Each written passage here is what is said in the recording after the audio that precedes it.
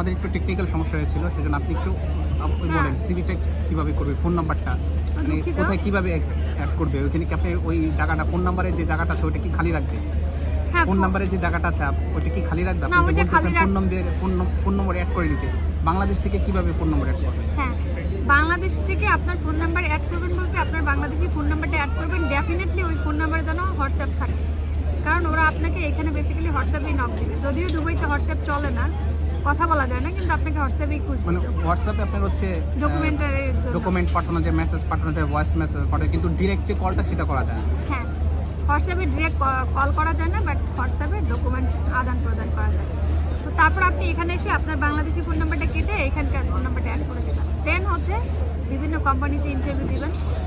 এখন হচ্ছে সবচেয়ে মজার পার্ট, আপনি দেখবেন যখন আপনি ইনডিডে অ্যাপ্লাই করছেন আপনাকে ওরা মেইল করবে। কিছু কোম্পানি আপনাকে মেইল করে বলবে যে এই কোম্পানি থেকে আমি বলছি, আপনার প্রোফাইল থেকে আমরা আপনাকে চুজ করেছি, আপনাকে অমুক জায়গায় আমাদের এই টাইমে ইন্টারভিউ ডেট আছে, এটা আপনাকে দিয়ে দেবে, টাইম, লোকেশন, ইভেন গুগল ম্যাপটা পর্যন্ত দিয়ে দেবে।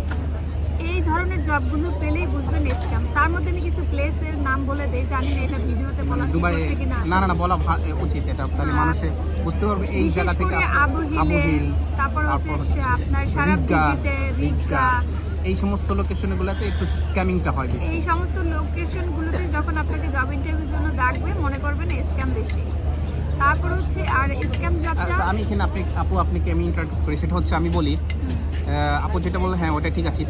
স্ক্যামিং বিষয়টা খুব সতর্ক থাকতে হবে, কারণ এরকম অনেকে আছেন আমাদের যারা বাংলাদেশি ভাই নতুন আসেন, তারা এরকম টাকা দিয়ে দেন, পরে টাকাটা হারিয়ে পড়ে একটা হতাশায় ভুগে যান। আমি ওদের একটা প্যাটার্ন আছে, প্যাটার্নটার মধ্যে যেমন ওরা হচ্ছে এইচআর নিচে যখন আপনি কনক্লুশনে যখন যাবে তখন ওইখানে আপনি দেখবেন এইচআর মিস হেলেনা, মিস আলিন্ডা, এরকম একটা কিছু বলে মিস লাগাবে, হ্যাঁ আমাদের ইউটিউবে দিয়ে দিবে। এরকম কোনো প্যাটার্নের যখন আপনার ইন্টারভিউ লেটার পাবেন তাহলে বুঝবেন এরকম স্ক্যাম টাইপের, এগুলো হচ্ছে স্ক্যাম টাইপের। হ্যাঁ আমরা স্ক্রিনশট দিয়ে দেবো, আপনারা নিচে দেখে নেবেন যে এরকম হলে আপনারা বুঝবেন এটা স্ক্যাম। তখন আপনারা খামাখা শুধু ভাড়া খরচ করে ওইখানে ইন্টারভিউ দিতে তো যাওয়া লেবলি। আরেকটা কথা বলি আমি, আমাকে দেন। এরপর আপনি অনেক সময় অনেক কোম্পানি দেখে বুঝবেন না যে স্ক্যাম। আপনি ইন্টারভিউ দেওয়ার পরে ওরা আপনাকে বলবে, আপনার সিভি দেখে বলবে যে আপনার সবাইকে বলেন প্রিভিয়াস কী কাজ করছেন, ও আচ্ছা আপনি এডুকেশন ব্যাকগ্রাউন্ড এই ঠিক আছে, তো আপনার স্যালারি এত, ওরা ঠিক আপনার সিভির পেছনে লিখবে আপনাকে আমরা স্যালারি পাই, অনেক টাকা স্যালারি দেবে। আপনি শুনেই অবাক হয়ে যাবেন, খুশি হয়ে যাবেন, লাইক 6,000, 5,000, 4,000, যেখানে দুবাইতে মিনিমাম স্যালারি দেয় 1200, সেখানে আপনাকে ইন্টারভিউ বোর্ডে 5,000, 6,000 স্যালারি এরকম অফার করে বসে। আপনাকে অ্যাকোমোডেশন দিবে, আপনাকে ট্রান্সপোর্ট দিবে, আপনার হচ্ছে সাথে জবটা হয়ে গেল। মানে একটা ইন্টারভিউতে মানে দেখা গেল একটা ইন্টারভিউতে আপনি অত কিছু জানলো না, সাথে আপনার জব হয়ে গেলো, স্যালারিও নির্ধারণ হয়ে গেল, সব কিছু হয়ে গেলো ইজিলি। আপনি তো খুশিতে ডিপডিবা। এটাই তো তখন বুঝবেন যে এত ইজি যদি দুবাই জব, বাংলাদেশে তো জব পাওয়া কত কঠিন, সেখানে ইন্টারন্যাশনাল সেক্টর, এখানে দুবাই এখানে আরো বেশি। সেখানে আপনি এত ইজিতে আপনি 5-6 হাজারের জব পেয়ে যাচ্ছেন, অফার লেটার পেয়ে যাচ্ছেন, তো সামহাও এখানে কোনো কিছু থাকতে পারে। হ্যাঁ, ওই আপনাকে যারা ইন্টারভিউ নেবে সাধারণত এখানে ইন্টারভিউ বোর্ডে মেয়েরাই থাকবে, আর আপনাকে অনেক কনভিন্স করবে ওরা টাকা আদায় করার জন্য। যেমন ওরা বলবে যে আপনাকে আমাদের কোম্পানিতে ওয়ার্ক পারমিট করবো, তাই 300 দিরহাম দেওয়া লাগবে, অথবা মেডিকেল করানো হবে আপনার 500 দিরহাম লাগবে। তো আপনি তখন রাগও করবেন না, অ্যাটিটিউডও শুরু করবেন না, আপনি তখন সুন্দর করে বলবেন যে আমি তো নতুন এই মুহূর্তে, আমি টেকনিক্যালি অ্যাভয়েড করছি এভাবে বলে, যে তুমি আমাকে যদি জবের জন্য, if you confirm my job, when I will get 1 month salary, I will pay for you, otherwise it would not possible for me. এটা বলে সুন্দর করে চলে আসবেন। যখন বলবেন যে আপনি টাকা দিবেন না, দেখবেন ওরা একটু চরিত্র দেয়। তো এগুলোর মধ্যে যাওয়ার দরকার নাই। আপনি যদি টাকার জন্য জোর করে ধরে, আপনি টেকনিক্যালি বলে নিজের বুদ্ধি দিয়ে কিছু একটা বলে চলে আসবেন। তবে আবু হিল, তারপর মোস্তফা সারওয়ারি, তারপর রিগা, তারপরে সারাবিজি, এই সমস্ত জায়গায় স্ক্যাম হয়। তারপর আরো কিছু জব স্ক্যাম আছে, যেমন হচ্ছে আপনার কাছে মেইল আসবে যে আমরা আপনাকে লিঙ্ক দিয়ে দিচ্ছি, আপনার অনলাইন ইন্টারভিউ নিব, ইন্টারভিউ শিডিউলটা বুকিং করেন। এগুলো কোনো লিঙ্কে আপনারা ক্লিক করবেন না। কেন কোনো লিঙ্কে ক্লিক করবেন না? কারণ আপনার ব্যাংক বা কোনো কিছু হ্যাক করা হবে। আর মনে রাখবেন এটা দুবাই, আপনি যখন দুবাইতে আপনার পাসপোর্টটা স্ক্যান করে ইমিগ্রেশন ক্রস করে আপনি আসেন, আপনার পেছনে একজন এআই থাকে। দুবাই কিন্তু সব কিছু এআই দ্বারা নিয়ন্ত্রণ হয়। আপনি যে রোড ক্রস করতেছেন, সিগন্যাল মেনটেন করতেছেন না, সেটাও কিন্তু তারা দেখতেছে। So this is not Bangladesh, but খুব সতর্ক থাকতে হবে। খুব সতর্ক থাকতে হবে, অ্যালার্ট থাকতে হবে। ওরা অনেক সময় টাকা পয়সা দিয়ে ফাঁদে কোনো চাকরি নেবেন না।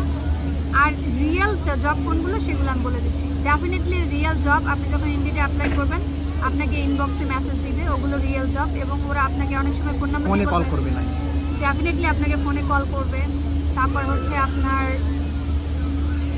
ওরা আবার আপনাকে ইনবক্সে ফোন নাম্বার দিয়ে দেবে বা হোয়াটসঅ্যাপ দিয়ে দেবে, বলবে যে হোয়াটসঅ্যাপে তুমি আমাদের নক দাও, তুমি এত তারিখ আসো।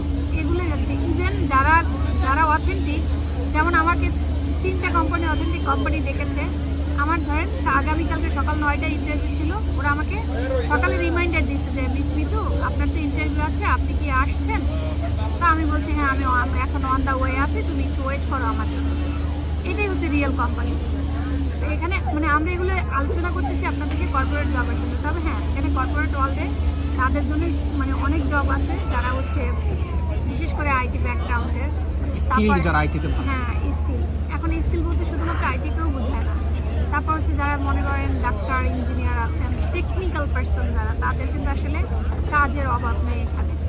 আর এই তো, তারপরে আমিও এখানে একটা গুড জব পেয়ে গেছিলাম, সেটা হচ্ছে যে অ্যাকাউন্টসে।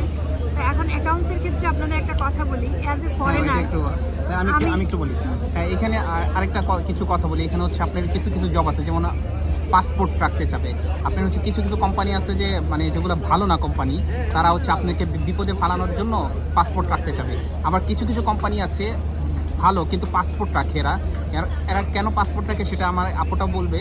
আর হচ্ছে যেমন আমার সেক্টরে আমি যেখানে কাজ করি সেখানে আমাকে দামি দামি ক্যামেরা হ্যান্ডেল করতে হয়, তারপর হচ্ছে তাদের কম্পিউটার হ্যান্ডেল করতে হয়, তারপর তাদের ট্রাইপড হ্যান্ডেল করতে হয়, দামি দামি আইফোন, মোবাইল এগুলো আমাকে হ্যান্ডেল করতে হয়। তারপর ওদের মানে ভিডিও করার যত ইকুইপমেন্টগুলো আছে সেগুলো হ্যান্ডেল করতে হয়। সো এগুলো আমার নিয়ন্ত্রণেই থাকে, সব কিছু আমার কাছেই থাকে নিয়ন্ত্রণে। সেই জন্য আমাকে পাসপোর্টটা জমা দিতে হয়েছে, এবং পাসপোর্টের জমা দেওয়ার সাথে সাথে আমাকে একটা লেটার দিয়েছে যে আমি পাসপোর্ট যে তাকে সাবমিট করেছি, এই সাবমিট করার লেটার দিয়েছি। লেটারের মধ্যে সব কিছু লেখা থাকে। ওরকম যদি হয় তাহলে ঠিক আছে। আবার যারা এমনি পাসপোর্ট নিয়ে নিল, সেটা হচ্ছে বুঝবেন আপনাকে কোনো বিপদে ফেলার জন্য আপনি ভুলেও কখনো পাসপোর্ট দিবেন না। এটা হচ্ছে আমার কাছে আমার সেক্টরে গেলো। আর আপুর যেটা হচ্ছে সেটা দেখেন, আপুর যে সেক্টরটা আছে, আপু উনি বলতেছে ওনার অভিজ্ঞতা, ওনার কাছেও পাসপোর্ট মানে অফার করেছিল, পাসপোর্টটা চেয়েছিল। সেটা উনি বলুক উনি কোন সেক্টরের পাসপোর্ট চাইতে পারে।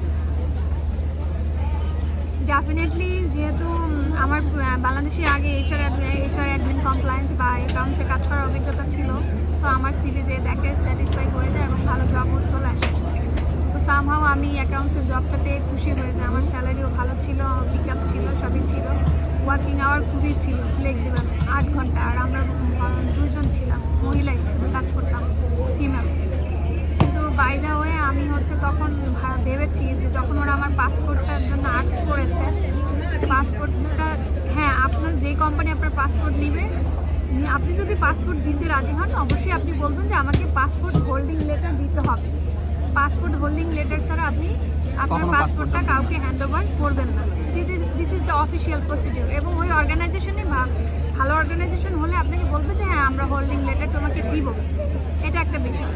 আর আমি মূলত এই জন্যই করি না যে যেহেতু আমি নতুন আসছি দুবাইতে, একটা কার কোম্পানিতে আমার জব হয়েছে, যদি আমি ওদের অ্যাকাউন্টসে কাজ করবো, সামহাও কোনো টাকা যদি ডেবিট হয় তখন আমার স্যালারি থেকে কেটে নেবে। বা আমি যদি মানে আমি একটা ফিমেল, যে কোনো স্ক্যাম আসলে ফিমেলদের সাথে স্ক্যাম যে শুধুমাত্র খারাপ যে হ্যারাসমেন্ট টাইপের হয় তা না। এখন আমি স্যালারি পেলাম, সেটা যদি আমার চলেই যায়, এইসব চিন্তা করে আমি ঠান্ডা মাথায় মানে সামহাও কোনোভাবে যদি আপনার টাকা পয়সা লেনদেনের বিষয়টা এদিক সেদিক হয় যদি, তখন তো আপনার একটা ঝামেলা হয়ে গেল।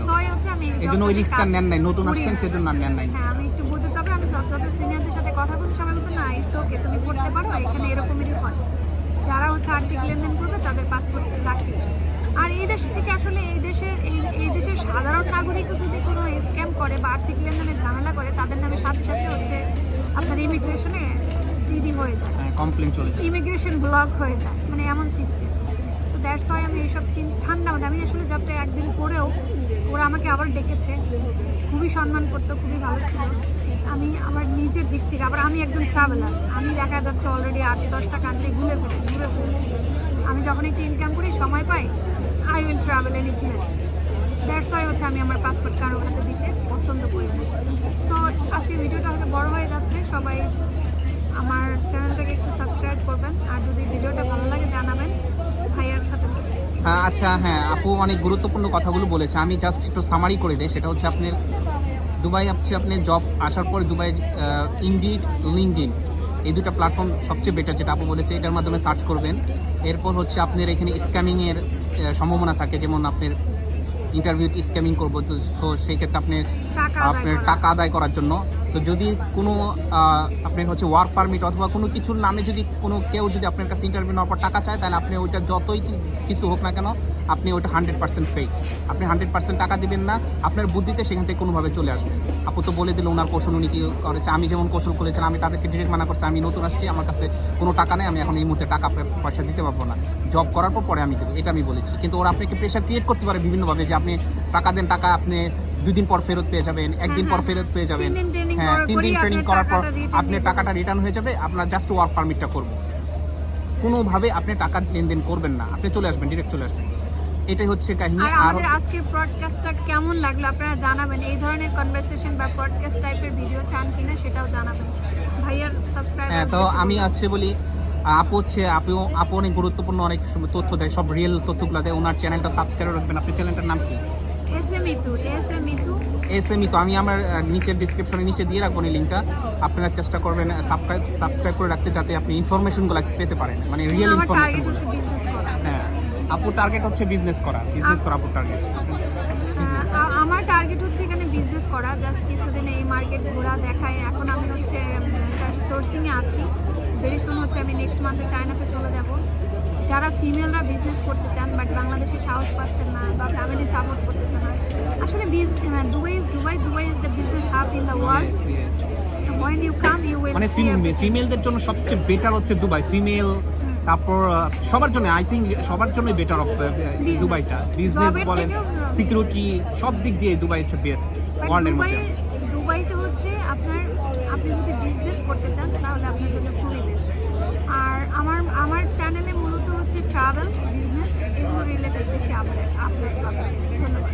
হ্যাঁ, তো আজকে তাহলে এটাই হচ্ছে আজকে আমাদের কনক্লুশন, আমরা হচ্ছে শেষ করে দিচ্ছি এখানে ভিডিও। অনেক বড় লং হয়ে গেছে, কিন্তু আপনাদের জন্য এটা ভালো হবে, কাজে দিবে। তো সবাই ভালো থাকবেন, আল্লাহ হাফেজ।